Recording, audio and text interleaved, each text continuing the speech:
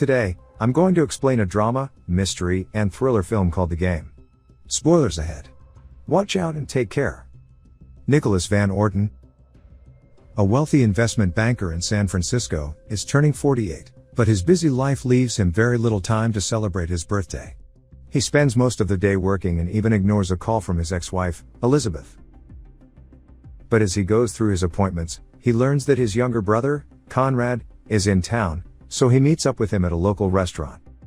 Conrad, who has been in and out of rehab, presents Nicholas with a voucher for a company called Consumer Recreation Services as a birthday gift.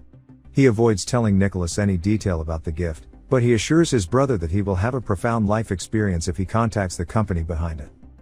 That night, Elizabeth calls Nicholas at home to greet him with a happy birthday. Elizabeth worries that he might be going through a difficult time because of his father, who died on his 48th birthday. After hanging up, he recalls how his father jumped from their rooftop and fell to his death near the front door of their house.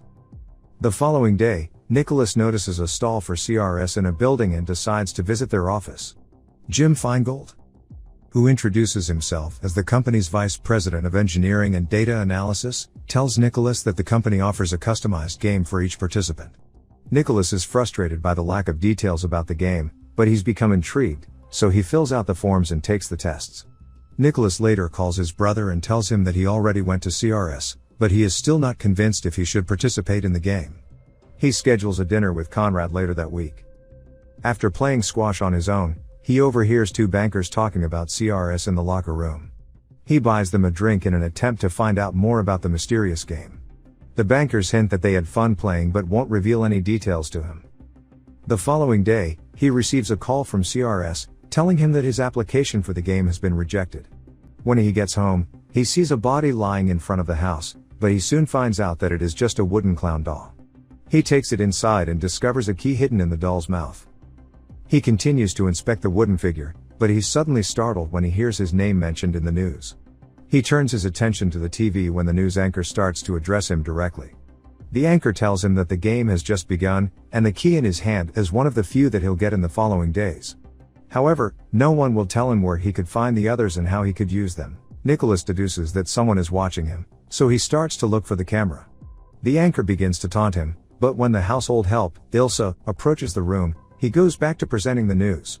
After Ilsa leaves, the TV switches to the view from the camera, allowing Nicholas to find it. He locates the camera inside the doll's eyes and takes it apart. The anchor advises Nicholas to write down a 24-hour hotline that he could call for emergencies. However, he warns Nicholas against using it to ask about the objective of the game. The anchor stresses that figuring the game out for himself would be his primary goal.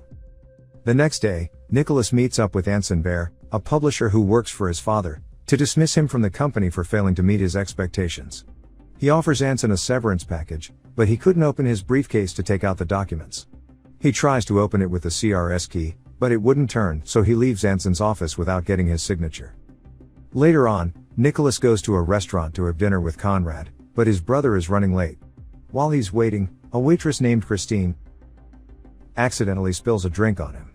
The maitre d' fires Christine and sets up another table for Nicholas, but before he could order some food, a waiter leaves the check on his desk. He looks at the bill and finds a note inside. Nicholas goes outside the restaurant to run after Christine to ask her about the note. As he chases her on the street, they come across a man collapsing on the sidewalk. They call for help and put the man in an ambulance.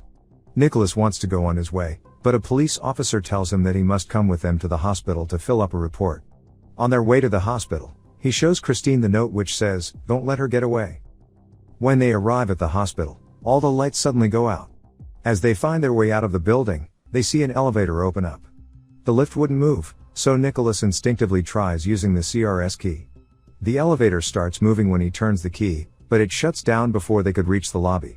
The pair manages to get out through the hatch, but Nicholas realizes he left his briefcase inside as soon as the elevator doors close. Nicholas later discovers that they are in the CRS building. The alarm soon goes off, prompting Christine to run. The CRS security team lets an attack dog loose to chase after them, so they evade it by getting up on the fire escape. With no other way to go back down, they decide to jump down to a trash bin to break their fall. They stop by Nicholas' office to get cleaned up. Nicholas calls a cab for Christine and offers to call the restaurant to hire her back. She turns down the offer and confesses that she was paid $400 to spill the drink on Nicholas as a prank. The following day, Nicholas is awakened by a call from his assistant, Maria, telling him that his American Express card has arrived at the front desk of Hotel Nico. The receptionist informs Nicholas that a young woman had asked for him on the phone, but he failed to catch her name. When Nicholas gets inside his hotel room, he finds numerous lewd pictures and drugs scattered on the desk. He puts the pills away and rushes out of the hotel, taking the pictures with him on a briefcase. Nicholas notices a car following him on the road, so he turns on a corner and waits for the other vehicle in an alley. When the car arrives, he confronts the driver and grabs a gun from the man's shirt. Nicholas uses the firearm to shoot the man's tires, thinking that it's a prop for the game. Frightened by the gunshot, the man confesses that he's a private investigator and someone hired him to follow Nicholas. Before Nicholas could even find out who hired him, the PI runs away. Nicholas confronts Anson, suspecting that he is behind the pictures and the PI that followed him. Anson notifies him that he has already accepted the severance package earlier that day, and he has decided to go sailing. Nicholas realizes that Anson had nothing to do with the pictures, so he apologizes and leaves. He asks his attorney, Sam Sutherland, to investigate CRS and shows him a waiver that he signed. However, when Sutherland inspects the document, he only sees Nicholas' signature. After Sutherland leaves, he asks his assistant to contact the cab company that took Christine home and finds out her address. While speaking with his assistant, he notices an envelope containing a window crank handle. Nicholas goes home to find that someone had broken into the house and vandalized the rooms. As he speaks with the police, Conrad arrives in panic and asks Nicholas to meet him at his car. On the road, Conrad checks the car for bugs and tells Nicholas that CRS is after him. He claims that he had already paid the bills for their services, but the company still won't stop harassing him. A tire suddenly blows up, forcing Nicholas to park the car on the side of the street. While Nicholas prepares to change the flat tire, Conrad finds multiple CRS keys in the glove compartment and accuses his brother of being a part of the company. The two brothers have a loud argument on the street until Conrad runs away. As he watches his brother from a distance, Nicholas suddenly hears a payphone ring from across the street. When he picks it up, he hears a recording of the argument they had just a few minutes ago. Nicholas decides to leave his car behind and hail a cab to go back home. Along the way, he notices that the driver missed a turn and asks him to stop the vehicle. The driver ignores him and keeps going despite his demands. When they get close to the docks, the driver jumps out of the cab, leaving Nicholas locked inside. As the car sinks below the water, Nicholas notices that the window crank handle is missing from the car door. He remembers the handle that he found on an envelope and uses it to roll the window down and swim out of the car. The police try to raid the CRS office the next day after Nicholas filed a complaint against the company. However, the office was empty, and the management informs them that the floor wasn't officially rented out. Moreover, they can't find any listing for a company called Consumer Recreation Service or any variant of its name. That night, Nicholas goes to Christine's house to talk to her about the pictures he found in his hotel room. Christine wouldn't confirm or deny if she's the woman in the photo, but she asks Nicholas to stay and talk. As Christine changes her clothes, Nicholas looks around and notices that the refrigerator is empty and the books on the shelves are fake. He takes a photo out of a frame and finds out that it is a cutout from a magazine. Christine realizes that Nicholas already knows that she's part of the game, so she points out that they're being watched. Nicholas grabs a fire iron and uses it to hit the camera on the ceiling. CRS operatives soon arrive outside the house and start shooting at them. Christine and Nicholas manage to sneak out of the house and drive away in a car. Christine reveals that the company has already drained his bank accounts using the passwords that they figured out from the tests that he took. Nicholas calls the Swiss bank to confirm his balance and finds out that it is now empty. During a rest stop, Nicholas calls Sutherland to inform him about what happened to his bank accounts. He tells the lawyer to contact the police because people from the CRS are trying to kill him. In his rest house, Nicholas receives a call from Sutherland, who assures him that all his accounts are still intact. Christine suggests that his lawyer is lying and is probably working with the company. When Sutherland asks for his precise location, Nicholas drops the call. Nicholas soon starts feeling drowsy as soon as he puts the phone down. As he falls out of consciousness, Christine tells him that the company intercepted his phone calls and learned his access codes when he checked his bank accounts. She points out that the company already has all the information they need, so they don't need Nicholas anymore.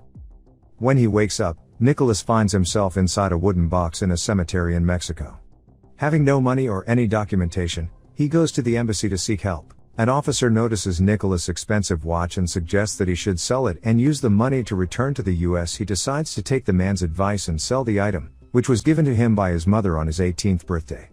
With barely enough money to get back home, he rides the bus to the border and hitchhikes until he reaches San Francisco. Nicholas arrives home only to find it foreclosed, so he decides to break in and stay the night. In the morning, he grabs a book from a shelf and some cash hidden away in a jar. He goes to a hotel to find Conrad, but the manager says that his brother has been sent to a hospital in Napa due to a nervous breakdown. Having no other options, Nicholas meets with Elizabeth to borrow her car. While they're talking in a restaurant, he sees Jim Feingold on TV and realizes that he's an actor CRS hired for the game.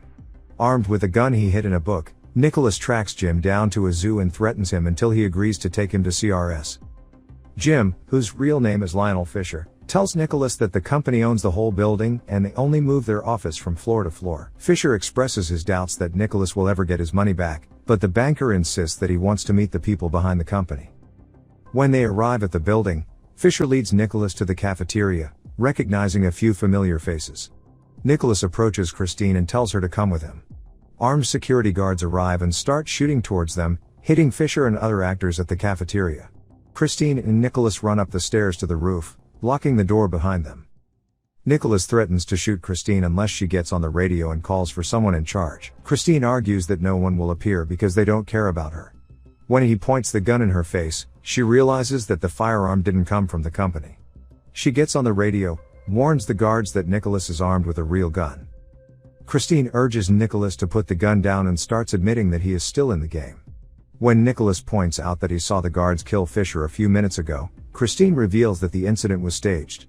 As the guards arrive at the door, Christine explains that there was always a safety net when Nicholas gets into dangerous situations. When he rode the taxi, a diver was waiting when Nicholas almost drowned at the pier. When he went to her house, the guards who chased them were firing blanks. She finally tells Nicholas that the people behind the door are waiting with a bottle of champagne to celebrate his birthday party. Nicholas refuses to believe Christine and points the gun at the door as the guards use an electric saw to cut through the lock. As soon as the door opens, Nicholas shoots his weapon, hitting Conrad on the chest. As Conrad lies down on the ground, Nicholas notices Fisher, who is very much alive. Fisher checks for Conrad's pulse and confirms that he's dead. Appalled by what he's done, Nicholas gets up on the ledge and jumps off the building. Memories of his father and his childhood flash in his mind as he falls. He then goes through a glass roof and lands on a giant airbag upon reaching the ground. As the med team helps him up, Conrad approaches him and greets him with a happy birthday. He starts enjoying the party as soon as the emotions from his nerve-wracking ordeal begin to wear out. When he finds out that Christine was leaving the party, he rushes out to say goodbye. Christine reveals that her real name is Claire. She tells Nicholas that she has to catch a plane to Australia for another gig starting in a week. Nicholas asks Claire to have dinner with him when she returns. Knowing that she won't be back for a while, Claire invites him to have coffee at the airport instead.